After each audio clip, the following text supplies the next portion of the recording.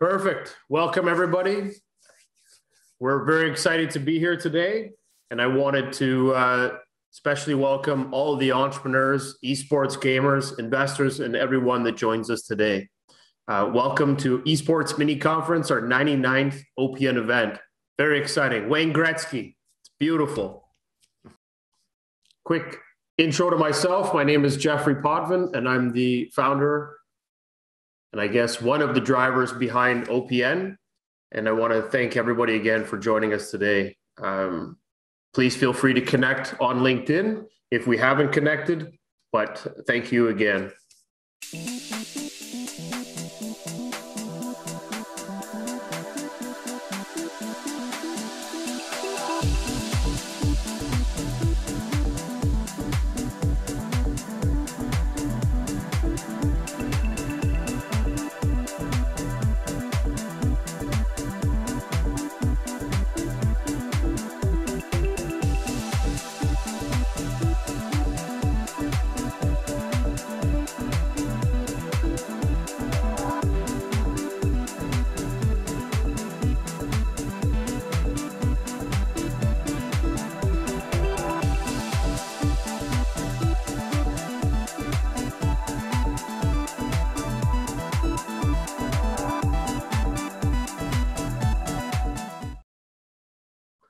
So to everybody, happy Earth Day.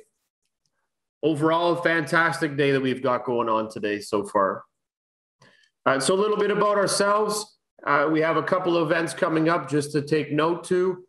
We have our ATE event next week, really exciting. The last one we did was 14 companies pitched in 7 countries.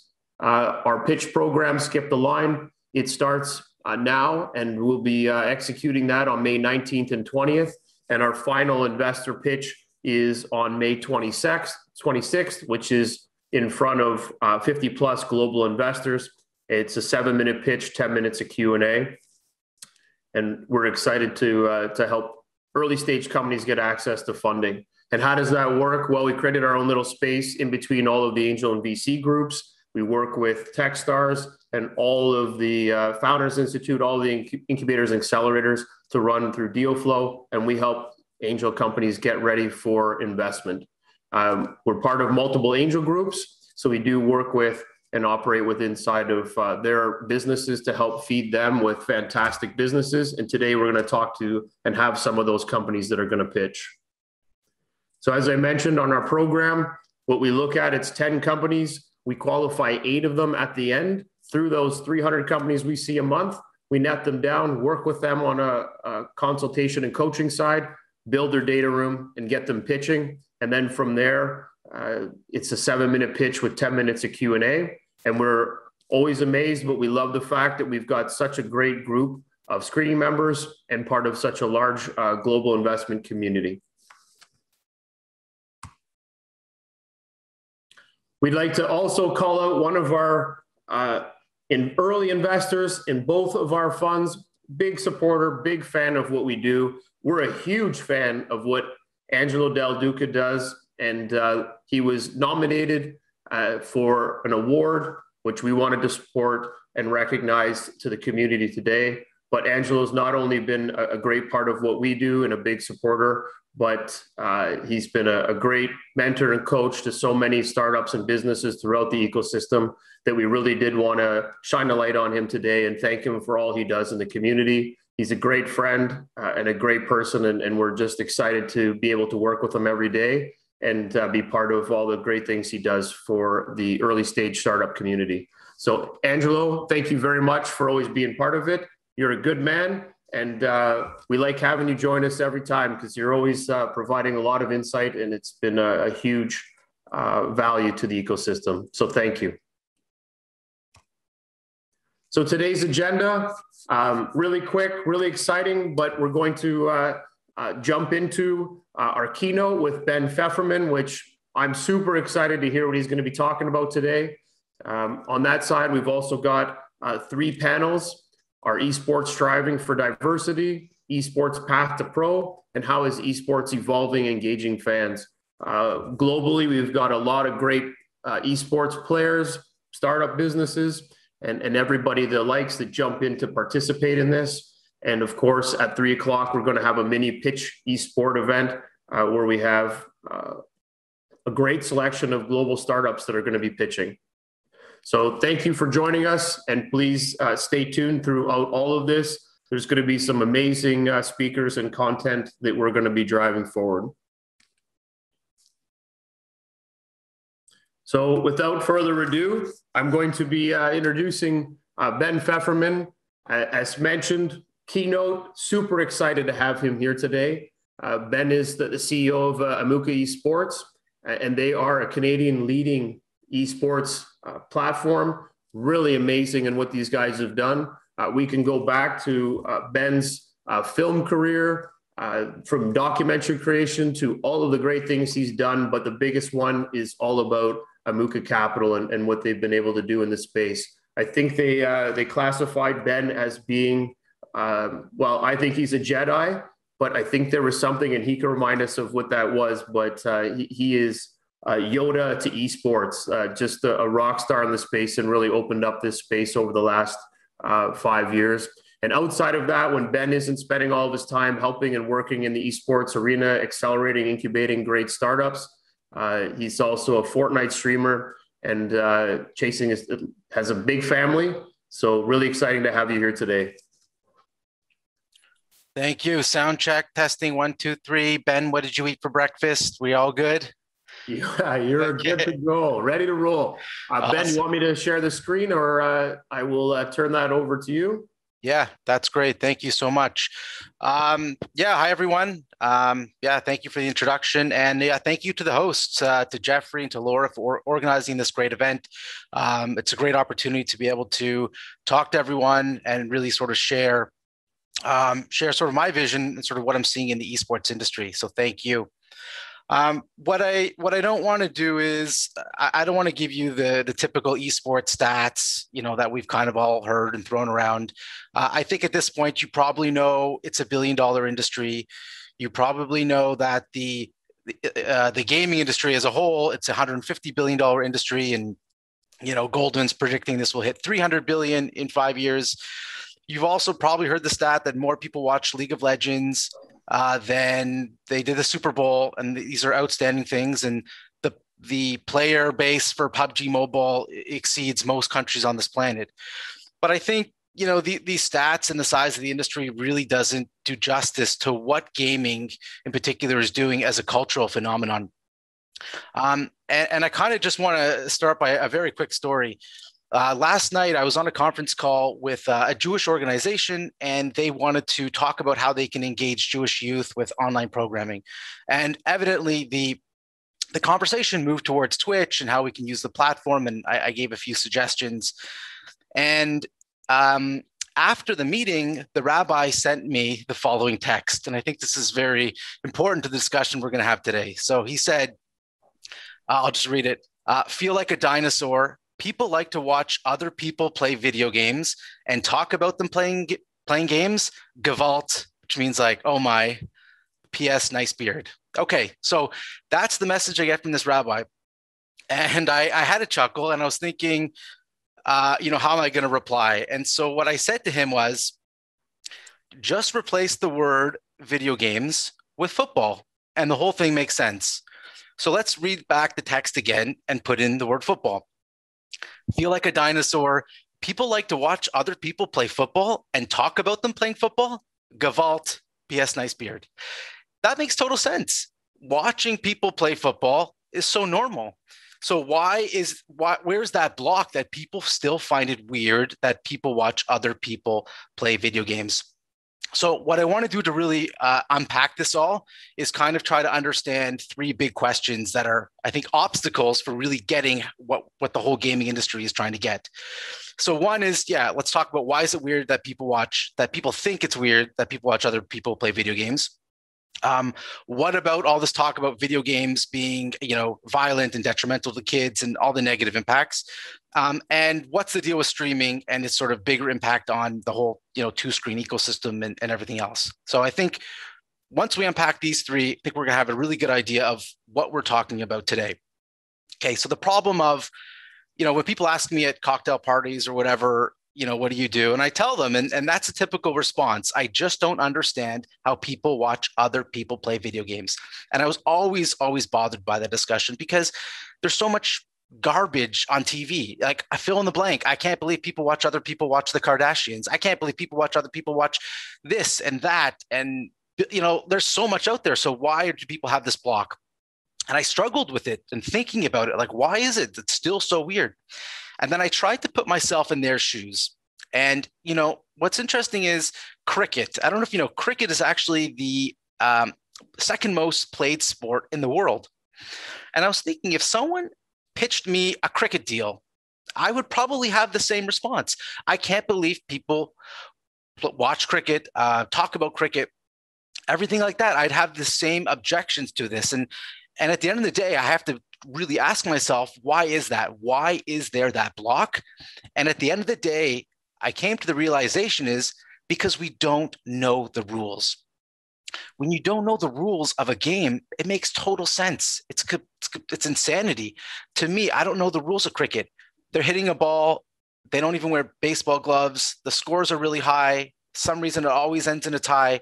My ignorance is what drives my inability to appreciate what probably is an amazing game, which is cricket. And it's the same thing. We pull it back to video games. If you don't understand the rules and the gameplay and the strategy of League of Legends or Overwatch or these games, they're really complete nonsense. So that's kind of the first step, is to say, it's not so easy to say, okay, everyone who's interested in esports and gaming, go learn all the rules of the games. But I think that we're at the point now where the broadcasts and things like that have sort of done an okay job that you can kind of watch some esports and get it. But it's for sure one of the biggest pain points in terms of growing that audience is that I don't know, Laura, I don't know if you play League of Legends, or Jeff, you too, but I don't play the game. So if we went to a bar and watched a League of Legends match, we wouldn't know what the hell's going on. And there's no casters on the earth that could explain it in a simple broadcast. What we can really learn from, I think, in that respect, is poker. When poker came to the scene, to television, I don't know, 20 plus years ago, it was the exact same conversation. I can't believe people watch other people play cards. I can't believe poker's a sport. I can't believe it's on TV. And what I think really changed that is they made the viewing experience so simple that even if you didn't really know the rules of poker, you could still follow along. They had everyone's chip counts. They had the percentages of you've win. They really went over what's the flop and the river and all the terms you need, antes and things like that. So that if you didn't know about poker, you'd watch it, and then millions of people started to play poker because they created a viewing experience that was interesting and had a low barrier to understand. So the only way we're going to kind of solve and understand this problem of why is it weird that people think other people play video games is that kind of that shift between, okay, if I want to understand this, I got to spend a little bit of time to watch it. I have to spend a little bit of time to understand the rules. And then only then can I appreciate sort of the magnitude of what's going on. I hope that's clear. Second problem I want to address is, when people talk about that esports, that could be a professional career, that you could go to college, a lot of that is bundled up with the negative aspects of video game playing, especially, at a professional level. You're playing for 8 to 10 hours a day. It's a sedentary sport. The diet often includes unhealthy things like, energy drinks and chips and things like that. But I think we're really kind of missing the point on what esports, especially at the competitive level in high school and collegiate, has really done for society. If you back up 10 or 20 years, everything in school revolves around sports. The cool kids are the ones that are on the high school football team or basketball team, whatever it is. And if you were a kid in, before computers and you didn't fit into that traditional sports mold, yeah, it's very tough for kids. You don't have that same confidence. You don't feel good about yourself. Everyone's good at baseball and this and that. and you're not. And there's a whole generation of kids that I think just didn't grow up having that confidence because they didn't fit in with traditional sports. All of a sudden comes esports. All of a sudden, you have the ability to then say, I'm going to go, I'm going to play a game and actually I can excel at it. And not only that, I'm playing with people around the world. I'm learning problem solving. I'm learning how to communicate. I'm learning how to be a team player. I'm learning all these skills, and it empowered like a whole player base to say, hey, I didn't think I was good at anything, but now I know I'm good at something and I'm passionate about it. And that shift is so substantial right now between, yes, there's always been this focus on traditional sports at the collegiate level and as part of your education experience. And finally, now esports athletes and enthusiasts are saying, you know what? Big esports pros are celebrities. People want their autograph. You can aspire to that. And just because you may have physical limitations that keep you out of that traditional sport sort of lexicon, doesn't mean that you're not going to find success in something else. At the same time, we would all be remiss if we didn't identify that for sure, just like with anything, too much of something is not a good thing. And we can't just be cheerleaders of video games and esports and saying, yeah, great, without addressing that there's for sure major risks. And these have to do with both, physical risks in terms of, things like carpal tunnel and other injuries from that sedentary gameplay. But arguably even bigger is the mental health aspect. There's a lot of pressure to be good. There's a sort of culture around the more you play, the better, grinding the game and things like that. And, your gaming experience kind of lives with you 24/7. If you have a shit game on the basketball court, odds are it's kind of going to stay on that basketball court. Tends to be with esports that, for better, for worse, it never leaves you. And so these are definitely challenges with, ensuring that we're creating the proper communities and that we're, really identifying potential issues with toxic communities that would totally really kill the joy and the passion and everything that's great about, competitive gameplay. The last problem I want to talk about really is Twitch. And this is just, it's such a huge part of understanding the cultural phenomenon of gaming is Twitch. I like basketball and I like the Raptors. So, if I want to watch Kyle Lowry play basketball, what's my engagement with him? So my opportunity to engage with Lowry, is one of my favorite players, is game day, maybe an interview on a practice day, and maybe, a post-game interview. That's it. So this person who I idolize and I want to connect with, the way it's set up in the traditional sports engagement sort of arena is so limited. Gaming is totally different. Streamers, the top streamers make a ton of money. We're talking about millions and millions of dollars. And yet everyday people give them money to support them. And that's weird, right? If, again, going back to Kyle Lowry, if he had a good game, it would be weird for me to go up to him and say, hey, here's $5. Great game. Love the hustle on the court. It would be even weird if he was online to email him, each transfer him $5, $10 and say, I really love what you're doing. Right. We just don't do that. It's just bizarre, but yet it's so natural in the gaming world where you're watching a streamer, you're watching someone play video games, and you're going to support them by subscribing to their channel or making a donation. So what's the difference, and what can we really extrapolate from this? With the way streaming is set up is you're inviting someone into your life and you're engaging with them sometimes every single day. If you're streaming daily, you have an opportunity to talk to your fans. You can read out their comments. You can answer their questions. All these things create this unbelievable connection. Like, what's the value of an Instagram follow? Like, it's so meaningless, following the engagement level you have with your celebrities and your favorite people on Instagram and Twitter. In the gaming world, it's a total 180. And I think until people really understand that, they're missing this cultural revolution. It's no surprise that the biggest music festival in the history of the world is Fortnite. 25 million people tuning into Travis Scott. Top artists like Steve Aoki and Deadmau5, Diplo, all are coming into this platform because they know the engagement is so much stronger. Musicians, T-Pain, other professional musicians are in using Twitch as a platform. I follow a great rapper called Murs. He goes on Twitch and he freestyles with all the comments in the chat. Like, how cool is that? I could say, OPN Ninja, and then he's going to freestyle with that in it.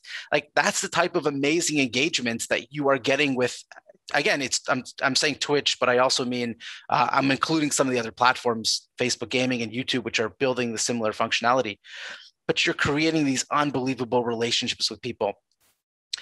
The last sort of thing within that sort of ecosystem is the ability for everyone to create a community and to monetize their community, right? If you want to play basketball, like, you're probably not making money as a high school varsity basketball player. You're probably not really making money in Canada as a Canadian varsity basketball player. So you really have to get to the top threshold really to have any type of monetization. And you have to be good, right? You can't just be a really entertaining basketball player who's, if you suck, you suck, and you're not making the team. Like, that's it. There's no personality that is going to save you from that. But if you're a good person and people connect with you and want to have those relationships and connections, you can build your stream. And I think from that, it's really empowering thousands, millions of people to say, hey, you know what? I'm going to get out there. I'm going to play some games. I'm going to talk to people, and I'm going to, really sort of build up my, my community like that. So I think, today we can, it's obviously important when we're looking at sort of, talking about investments and pitching and things like that. We got to understand that this is still a early stage business. Again, esports, which is playing video games at a competitive level, is $1 billion and change. That's not even a percent of the whole gaming industry. And when I say esports, that just means playing video games competitively. It could be for $20 in a beer league. It could be for $40 million in front of 100,000 fans, at big majors. So we're really only scratching the surface, and a lot of companies are really trying to figure out, they've built a great fan base, but how they monetize it. So all these things are in its early stage, and it's important to understand market size and addressable market and all those things. But more important is, I think we have to understand that this is a cultural phenomenon that is really just taking off, and it has really just begun. So I hope everyone gets a lot out of the amazing speakers that are here today. Jeffrey and Laura, you guys built a great panel. I'm very excited to see, and I think there might be a couple of minutes. I saw a lot of questions pop up, so I'm happy to take any questions from the audience. Awesome, Ben. Thank you very much for that. I was taking notes like crazy. I loved everything you had to say. How did you feel being in the driver's seat? Because I think that today was not only is it Earth Day, but it was you taking over the stage. So is this going to be something you're going to be doing way more often? Because I think you should. Yeah, thank you. No, absolutely. I'm passionate about it, and I always love to share some thoughts and ideas. I love it. I do have some, I loved a couple of points. I'm going to go to my interview hat now. So a couple of points from, pretty much ignorance ruins perspective. And I think that a lot of what you were sharing at the beginning was that a lot of the times we're not looking past our own experience. And then we can knock it and we can say it's terrible and I don't get it, like your cricket example. But really at the end of the day, this is something that is massive, and it really ties in someone to find a culture or find something they can belong to. And I think that that's what I really took out of what you said today. And what I loved about that is that no matter who you are and what you are, you can find a spot to fit in. And this is a platform to be yourself, fit in, build a community around it. It's really accepting. I think Laura will attest to this, that everybody, when she was putting this all together, and thank you, Laura, for being an awesome rock star in this, is that she said, man, everybody in this platform, esports, are so nice. They're so amazing. And I can say that in all my years in the gaming world, I can say that that's 100% the truth. It's a lot of good people trying to find their way. And I think you really knocked that home. And you know, it probably started back in that Dungeon and Dragons day when everybody just thought, wow, this is so difficult. These people are weird. And what they didn't realize is that these people were very strategic, methodical thinkers, creative, and they were actually amazing people that were doing something that just world didn't understand. And today we're doing something the world isn't understanding. And if you just take a step forward and really learn about what's going on, you can really build up an amazing community and find a place to fit in this world and enjoy yourself. Yeah, no, it's a good point. And I'll even add just that multi-generational connection. Like I've got kids that are 6 and 5 and 3, but if I have to watch another Paw Patrol episode, I'm going to blow my brains out. Like it's just, I have no interest in like some of the TV content that's out there for kids. Now that my kids like can fire up the Xbox and play Roblox, I'm there with them. Like I love it. But like if I come in and see Peppa Pig, I'm like, I'm out of there. I'm going to go scroll Instagram because it's like so boring for me. So I just find as a father, gaming has gave me this great opportunity to do things with my kids. I don't think I don't watch TV with my kids. I do, but this to really get engaged and get excited about entertainment, and that's a huge part of it. And when you look at this right now, how much has changed from the early days of the internet where you were building this online persona versus the reality? And how much has this space changed that to being just the real reality? You're not building this persona anymore. It's just you going after it and everybody kind of getting in and joining that drive. Is that kind of what you're seeing now? It's really breaking down those barriers and just being yourself and really driving it home? Yeah, I think the real kind of turn, and again, like the industry is still 20 plus years old, the early LAN tournaments of the late 70s. But if I were to really pick out like an inflection point or a TSN turning point is 2019, the summer of the Fortnite World Cup, where at Arthur Ashe Stadium, you have a 16-year-old kid who takes home $3 million, every mother's worst nightmare, where it's like all of a sudden, like everyone's going to say, hey, look at Kyle, he made 3 mil. Like, I'm going to grind out in Fortnite. And that was the peak. That's like money started flowing into esports. Like it was insane. He took home more than, Federer or other greats have done on that very same court. So we saw a pullback with COVID and a lot of valuations went down, and there was an important reckoning. But I think now kind of year 2 of this pandemic, we're all back again. And now that LAN events are back for some of the big major events, everyone's getting excited again. I love it. All right, one last question before we jump into this exciting panel. You mentioned the LAN games. I was having total date like memories. I was just thinking, that's crazy. Thinking all of the LAN games that we used to play back in the day. Give us your first experience of when you jumped into this space and how it went. Yeah, I mean, I was like really dominating with NHL 93, 94 on college camp, when I was in university. This was, like very unofficial tournaments. And I've never competed really. I'm trying. I'm building up with Fortnite. I play a little Counter-Strike. People ask me, am I good at Fortnite? And I say no. But if you were to line up all the 37-year-olds, I think like age adjusted. So I'm excited to see kind of like some leagues and more tournaments for older guys to compete. And that's when I'm really going to, show people what I got. I love it. Love it.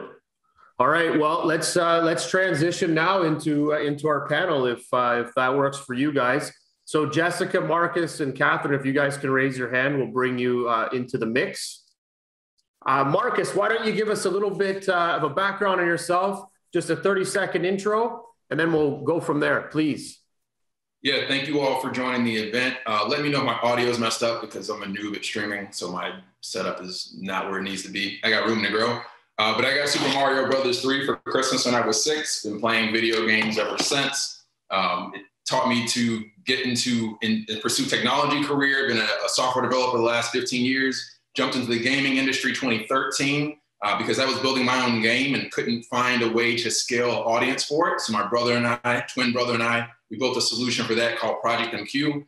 That scaled to 40 countries. We saw a major opportunity in 2017 for esports, and now we're connecting brands of all sizes to esports so they can virtually engage their entire communities. So again, glad to be a part of this. Thank you for this opportunity. Love it. Thank you very much, Marcus. Catherine, why don't you jump in next? Sure. Good afternoon, everybody. Super excited to be here.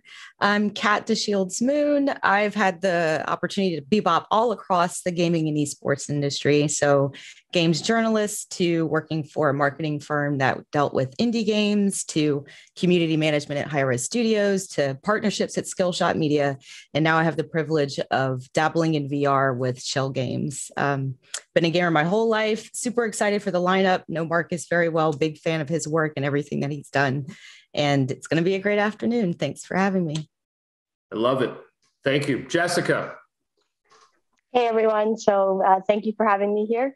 My name is Jessica, also known as JMeds. I'm the founder of Fem Gaming. I've been working in the gaming and esports industry since 2014, just working at several PlayStation, NBA, NHL events, representing PlayStation, as well as working with World Gaming Network, and seeing how esports has evolved in the last 5 to 6 years is incredible. So basically, we're just here to empower female gamers and make sure that their skill sets are being highlighted in the esports industry, because really we see a lot of female gamers, 45%, but they're definitely not represented in the pro sports. So we're here to change that. I love it. So we've got a great panel for diversity, and we're kind of all touching on that diversity by just the comments and the introductions. So I kind of want to kick it off by, Catherine, if you can share a little bit about what diversity means to you, because we've had a few discussions on this, and I think you can line this up to a nice, perfect kind of panel chat to how this diversity is going on in esports, where it's come from, but where it is really today. Yeah. First, I love to start with the actual definition of diversity, right? Because a lot of people think, oh, diversity, women, oh, diversity, Black people. And that's so far from the truth, right? So, and I'm quote, diversity is the practice or quality of including or involving people from a range of different social and ethnic backgrounds and of different genders, sexual orientations, beliefs, mental ability, and so on.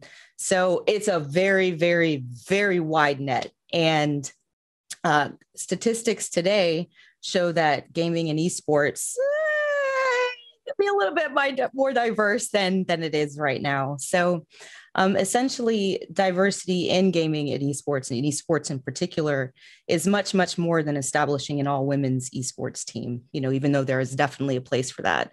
It's much, much more than just, oh, well, we're going to get more Black and brown talent. It's being inclusive of the neurodiverse, of different ages. Esports doesn't have to be a young thing. I'm not as young as I used to be, so I'm kind of an old fuddy-duddy, like to a lot of these esports players out there. So it's really about expanding the network and the opportunity and the education around this industry to bring more and more people in. Because, we all know that gaming is super, super diverse. There's no reason why esports shouldn't be the same. Totally agree with that. And what's fascinating about the diversity, there's different ages all across the board where people are joining from, 6 years old all the way up to 60 years old.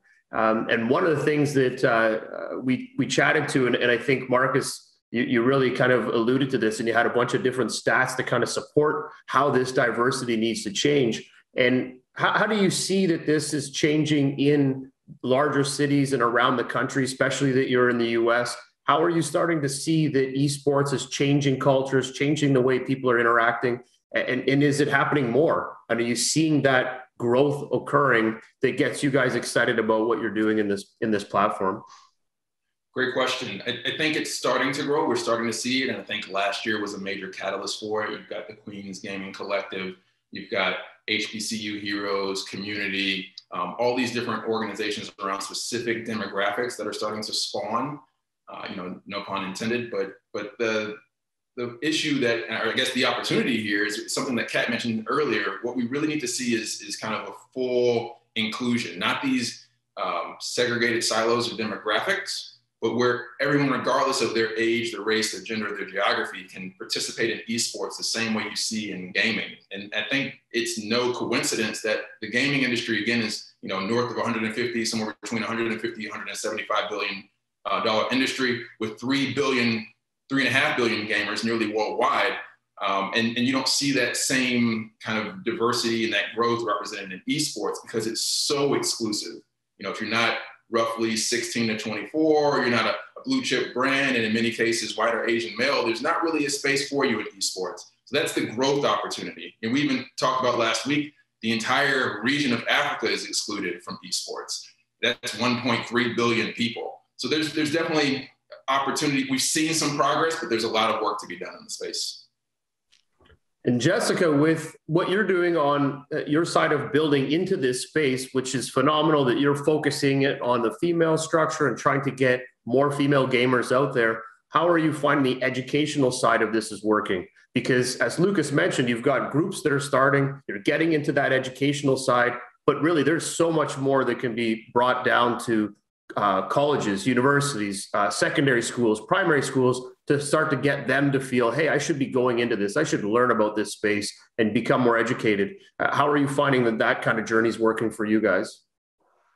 It's going well. I think, you know, in the past year, we've definitely seen the esports and gaming industry explode and kind of go into mainstream entertainment, which is awesome. I think diversity definitely needs to start at the elementary school level, because we do see esports programs in colleges and universities now, but we don't see it at the high school level and we don't see it at the elementary school level. And that's very important, them learning about esports and gaming at that level, because for some reason, when people play online, they have this tendency to be extremely toxic. And that's because they weren't taught any better. And that's also because we allow it to happen for so long. People tell me, oh, well, you know, you play Call of Duty, of course you're going to get that. But what do you mean? Why? But why is that the case? You know, so we definitely need to see it at the elementary school level, and not only just teaching them about esports and gaming, but teaching them about online etiquette and how really, you know, I think when we think about online versus reality 10, 20 years ago, there was such a big difference. But nowadays, online is reality. Like there's no difference. We've all been in a lockdown for the past year or almost in very, you know, we've been in barriers wherever we are. And for some reason, I've connected with so many people online, and some of them are my closest friends now, and I've never met them. So we have to get off this notation that because you're online, you're not in the real world. The real world is online, and there needs to be etiquette, and that needs to be taught at a very young age, how to interact and be polite online, just as we do in person. So, Catherine, how do you see what Jessica was just sharing, which I think is amazing, because you really do have to go all the way down, which is the same thing with starting a company in early stage startups. It's getting that focus, but really early. It's not saying, hey, now you're out of university, you should start thinking about building a company. It should have been happening at that 6-7-year-old side of things where, hey, these are possibilities. These are areas that you can get into. You got to start exploring them. How do you see that narrative changing? And what kind of things can everybody here today look at doing to help that? Yeah, no, that's great. And really, it starts with your circle of influence. There's not going to be any one magical organization or endeavor or initiative that's going to solve this. You know, so it's going to take the collective efforts of everyone from elementary all the way up to the professionals in the industry, you know, to strengthen the good, to get rid of the bad, you know, and just drive change like in your circle of influence. So the beautiful thing is that even though everyone here is very, very familiar with gaming and esports, we can look to non-endemic companies too for guidance and how to navigate this. For example, the US government just started a program with Games for Change for a virtual exchange program for students, to foster social impact games, making more of those, you know, so there's not any like one panacea, you know, for this problem. And largely, I think step one is educating outward about the opportunities, you know, hey, like, yeah, you girl can code, you can make a whole video game. Like, don't think that that's something that you can't do, or, hey, you don't have a $3,000 PC, but hey, there's resources out there for you. Let's get you into gaming. But it also requires managing like your communities and making sure that they're in line with what you're about and you're trying to accomplish. And then educating yourself, if you are a leader at an organization or you have a voice. Everybody has a voice. Let's not play games. Everybody has a voice. Being real about where you are. And it's like, hey, we don't do this great. What do we need to do to be better at this for the benefit of ourselves, but for the industry at large? So education, iteration. Like, that's what is really going to take in order for this thing to start moving the way it needs to be. And does that start by the players, the people that like yourselves that are really fitting into this space? You're becoming very well known in this space. Does it start with you guys being the celebrities? You guys are kind of like the NBA team right now. You guys are the Raptors for me. And, you guys, I'm looking at you thinking, you are walking out onto the court and you guys are representing this whole space. Does that where it starts for you guys to kind of mirror what we're doing, to participate on how we're doing it? Like Marcus, you're very vocal online. You're doing a lot of things. Is that start with you? Does it start by, if my demeanor carries through, that's going to get more kids, more people excited and want to join? And then how do they join? How do they become part of this change and get part of this larger entity of esports and online gaming? I think Kat made a great point. It's about starting with your sphere of influence. So perfect example. Last year we had a Startup Week Tampa Bay event. It's an annual event. And I went on my way. I was invited to be the captain of the esports gaming kind of track. I went out of my way to make sure intentionally that I had the maximum amount of diversity and representation in that track as possible. So I'm honored that J Meds was one of the speakers, and she spoke at length and very candidly about the experience of women in gaming. So it's that type of opportunity. I could have just chosen people who were here in Tampa Bay, or just men or just Black people, but I made sure that I had as much representation and inclusion in my sphere of influence where I can. And I also sit on a co-chair for the Inclusion Lives Here committee for the entire state of Florida. So I do that same thing as well in non-gaming spaces as I'm introducing those leaders to gaming and esports, so that when we start to have that conversation, now they understand what kind of perspectives they need to bring to make sure everyone is engaged. Love it. Jessica, how are you finding that's working for you? I don't like to layer questions that way, but man, this is good answers. So I kind of have to get you to jump into that too. Can we just repeat the question so I'm on direct topic? For sure. So when all of this is happening in this environment and you're educating people and you're going into those layers, and as Marcus was saying, being vocal, but also finding ways inside of your own sphere to start bringing diversity into these panels, into conversations, and really trying to influence the youth from what you're doing as being that celebrity NBA player. Are you finding that you're able to do that? And how do you infiltrate those groups and communities so that they can start to learn and grow upwards from there? Yeah, thank you for considering me to be a celebrity. I don't. So I just do this because I'm super passionate about it, and I just wanted to see change in the industry, honestly. Yeah, doing panels like this, and when Marcus reached out to me and I did that panel, I think that's really what changed for Femme Gaming. And thank you, because he really uplifted me and made Femme Gaming, a batter in the game, and made me noticeable on LinkedIn. So I really appreciate that. And so me not just being part of all female panels, me saying, yes, I'll be part of that panel in Tampa Bay really helps.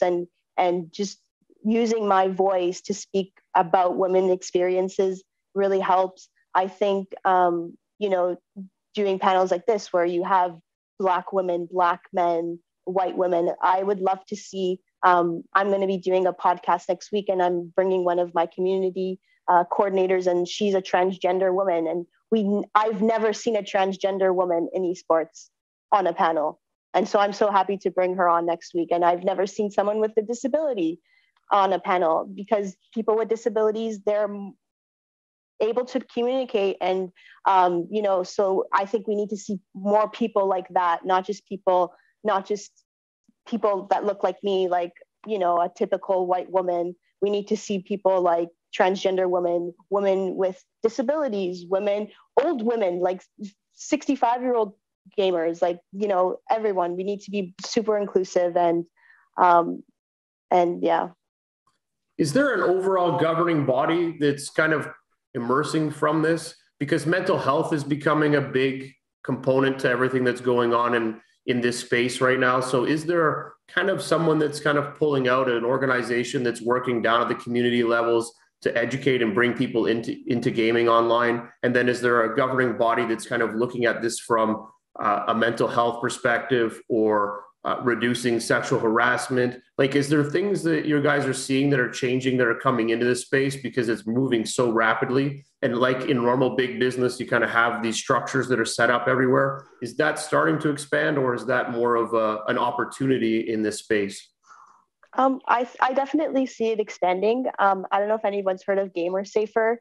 They're a wonderful company, and they're doing a lot for game safety online. I also work with the Equity Gaming Project, and they're going into the space and trying to make it better. So I definitely feel like there's a lot of moving pieces and a lot of projects. However, we don't have that one identity as, looking over all of esports, where all of us can go to that group and be like, hey, like, can you, set some standards here? Because no one's setting standards. There's nothing. Everyone's kind of doing it on their own.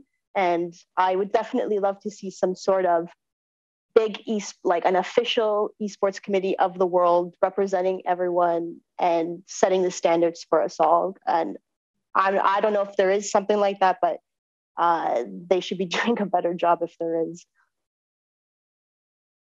Feel like we should be calling out an industry or somebody in there to jump on that one. But Marcus, because you are so community built, do you see that this is something that's also needed, but something that maybe you're jumping into, or that you have organizations that you feel will be helping? Because I think when we were chatting last time, there was a real passion for helping smaller communities getting online, and that was through mobile and utilizing that as your gateway into this whole industry. So is there something that can really help build this up? Because I think there's probably a lot of passive people that really want to get into the space and they don't know how to. And then when they do get their kids online, like someone mentioned here, they have to keep it in mute to play because the trash talk is so bad. So is there, and that's not an environment that you want your 6 and 8 year old or 10-year-old kid playing in. So, is there something that comes out of this in the end? I think there's always the potential there. What I'd love to see is a consortium of industry leaders, like platform providers and game publishers, investors like yourself, Ben Pfefferman, other people who are heavily involved in the community, Kat and Jessica, obviously, to come together and say we need to start somewhere, right? I have not seen kind of this global overarching body, but I think there's an opportunity for us to just piecemeal it together and start local, as Kat said, and scale up. That's really the only way that you can have effective impact, because of the level of the proximity and the level of influence that you have. And Catherine, on your side, we were chatting a bit to how that youth and the career side can look in this space. How do you see that engagement working, and how can you, I'm not going to say that you can take out all of the bad stuff, but how do you get someone excited about this opportunity? And again, across all age groups, cultures, backgrounds, and how do you get people more interested in this space? Well, I think, just from the statistics of how many people game across age, demographics, all of that, like the interest is definitely there. The understanding isn't completely baked in yet. In esports alone, there's, at least 60 career paths, right? And there's still this general vibe that, oh my goodness, if my child plays video games, they're going to be in my basement until they're 45, huffing Mountain Dew and pizza. And that's so far from the truth, right? There's like right here, right now, we have a whole bunch of professionals working in the industry. And a lot of those things, like myself, I'm in public relations. you can find PR in corporate, structures, but there's a place for it in gaming and esports too, so I think it's a mix of active professionals going out and just go speak to your high school or a college or, the Boys and Girls Club. Tell them about what you do, just so that they have like, oh, wow, this person works in the gaming industry and I could do something like that too. Take the time to talk to parents. They're like, what? You work in esports? What's even that? Talk to them about like, yeah, I understand that, it's new, it's evolving very quickly, but there's a lot of opportunity there. And, it all it takes is your time, really, to reach somebody, and you might change the trajectory of somebody's life, in that moment. And I'm not being glib about it, but it's very true. Like you're opening a whole doorway that people didn't even know existed, and that's a very, very powerful thing. And then, of course, as esports and gaming continues to grow, finding ways to get that in schools, in libraries, and after school programs, like really, and I know I sound like a broken record, but it's exposure and it's education. Like that's really what it's going to take. And there's a lot of money in the industry. There's a lot of people that are working in the industry, and there's absolutely no reason why everybody shouldn't understand what esports has to offer the same way everybody wants their kid to grow up to be an NFL or an NBA athlete. It's the same thing, and I'd really hate for people to miss the boat because we're not being vocal or aggressive enough in sharing the opportunities and the wonderful things that this industry has to offer. It's not perfect yet, but nothing is, but we're getting there. We're getting there. I love it. Optimism is key there. And you're right. It's going to keep growing and changing when you have good people like yourselves that are coming in to make that difference. And that's what's going to keep it moving forward one step at a time. And there's Susan pointed out that there is an Olympic organization, a global esports federation, top leadership that has been recently established. They need to be connected to the grassroots organization to be in touch with the diversity, inclusion, and education in esports world. So 100% agree with that. So there is something there that exists. And I think that's just kind of everybody figuring out how to grassroot it. And maybe that's that individual that says, I want to get in this space, and they build a community in their region, if it's in Tampa Bay or it's in Toronto or it's in a small little town, but it's them trying to build people into what they're doing and building out a team or building out at least an environment for everybody to participate in. I know that Ben's got some rapid fire questions for you guys. So we're gonna get Ben back in there to throw these down because we are going to learn a little bit more about you guys. But I will throw out one kind of encompassing question that each one of you can jump in before Ben does the rapid fire, is from diversity and what we've kind of talked about today. What's one thing that you would like people, or two things that you would like people to at least keep in mind when they're playing or when they're joining or when they're doing anything in this environment that you would recommend? Or two things you're going to work on that are going to really try to help change this environment to make it a better, safer, and more inclusive environment? And I'll let Marcus go because I see the hand move, so he's ready to jump in. So Marcus, jump away. Yeah, great question. One of the things that we're working on with MetaArena is really expanding the scope of what esports is. And I mean that from the perspective of game titles, right? There's over 1.3 million games in this global gaming industry. But when you look at esports, it's the same 20 to 50 titles. So you're basically forcing everyone to play those 20 to 50 experiences. And that in itself is exclusive. So if you include more games, now you have things that may appeal to the 51% of gamers in the US who are women, or the fact that the average gamer is 35 to 44. They may not want to play Twitch shooters, right? So adding those extra games creates a larger opportunity for more people to get involved, and then we can build extra communities around that. And I think that's how we achieve scale. It also allows us to bring in small and medium businesses as sponsors, right? You may not, this is an extreme example, but you might not have Huggies want to sponsor a Call of Duty tournament. But if you found the right game for Huggies, well, now you've got more dollars coming in where you wouldn't have earlier. I love it. Jessica, how about you? Just to be aware when you're playing video games online, as much as you may think it's your space, it's everyone's space. You never know what someone's going through, and you may think that, calling someone a certain name is just game talk, and you're just, you do it to everyone, and it doesn't matter if they're male or female. You don't know what that woman has gone through in their life, and that could scar her and make her not want to play games, or not just her, but him. Any racist comment, like, I'm all for shit talking as long as it's not homophobic, sexist, or racist. Is there a gauging inside of this? Like, when people are talking, are there people kind of like saying, hey man, that was inappropriate, log them off? Or does that type of thing happen? Well, I've been playing Call of Duty for like 15 years, and it's changed dramatically. Only in the last 3 months have I seen men be like, yo, what do you, like, shut up. Like, can you not talk to her that way? Like, that's disgusting.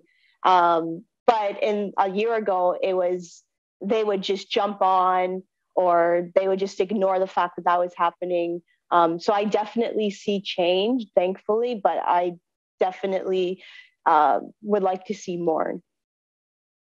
Okay, awesome. Catherine, how about yourself?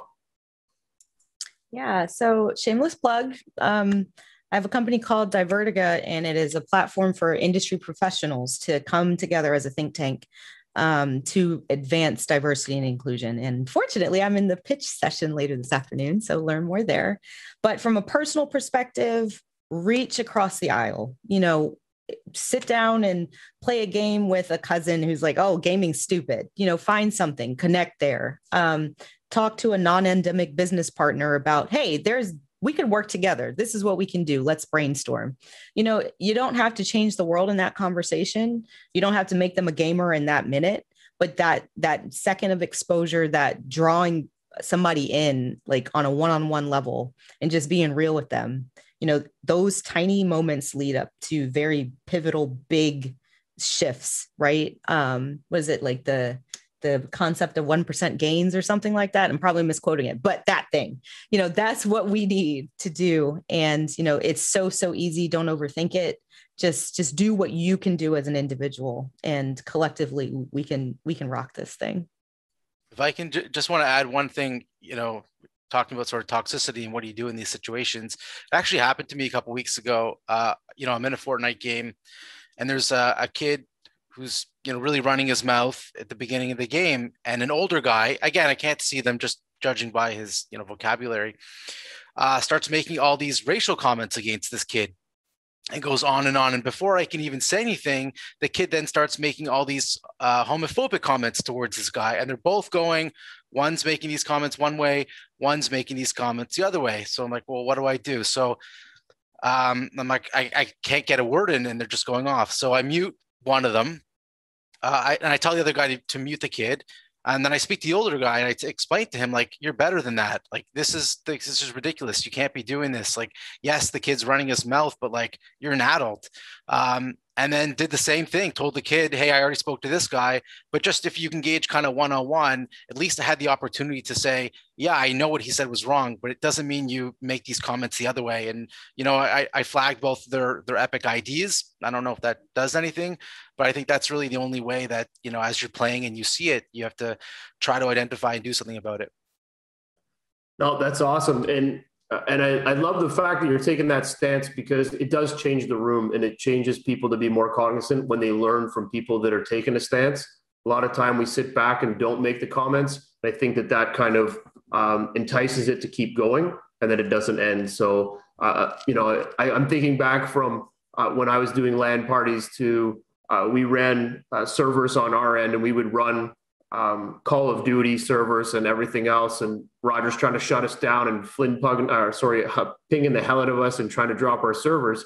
This was 15, 20 years ago. And back then it wasn't very communicative. People were talking, but they weren't as aggressive. And it started to go that space. And that's kind of where I felt off, because I just didn't feel it was appropriate. So I'm glad that now it's gone to that state where everybody's jumping in and trying to stop it before it becomes too aggressive and ruins the community that's being built. So Ben's got some rapid fire questions, which I'm excited to hear. So Ben, take it over. Yeah, sure. So just looking for some short answers, just to break it up, have a little fun here. Let's not take it too seriously. So let's start off. What is your guilty pleasure game? So maybe I'll just go left to right on my screen. Marcus. Knockout City, it launches May 21st next month. It's like Dodgeball plus Street Fighter plus NBA Jam. Check it out. Wow, very cool. Okay, Kat? It's this mobile game called Homescapes, and it's like a match 3, and you like renovate a house while you do it. I spend too much time and money on that game. I promise I do. Nice. Okay, good. And Jessica? I'm actually pretty proud of everything, and but I guess one thing that I guess what would be like Roller Coaster Tycoon, or what a game like that where you go in and create your own world. That's definitely a guilty pleasure of mine. Yeah. Okay, great.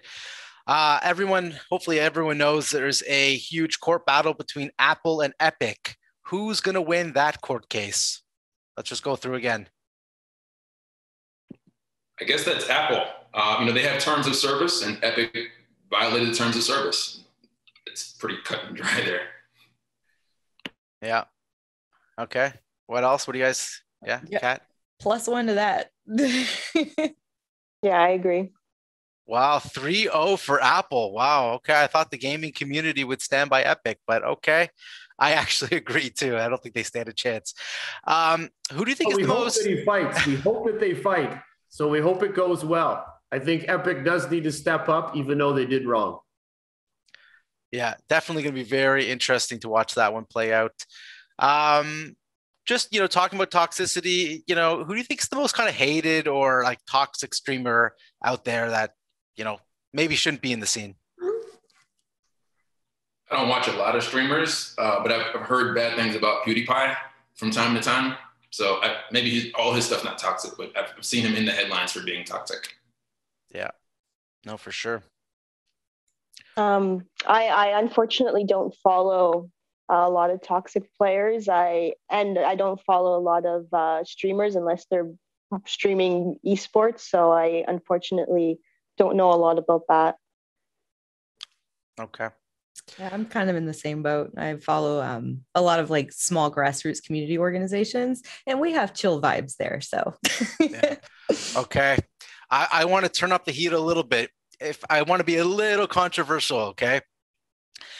There's a very controversial category of Twitch called hot tub streamers. This is pretty much as it sounds, people gaming or sometimes not even gaming in hot tub attire. Empowering, objectifying. What do you think of the hot tub meta? I think that as long as it's all, how can it be in good taste? But yeah, as long as it's all in good taste and no one's offending anyone, and once again, no one's being racist, homophobic, sexist, anti-Semitic, like as long as everyone's just having fun and having a good time, I don't see a problem with it. As Twitch is turned into entertainment, not just a gaming channel, so I'm not surprised.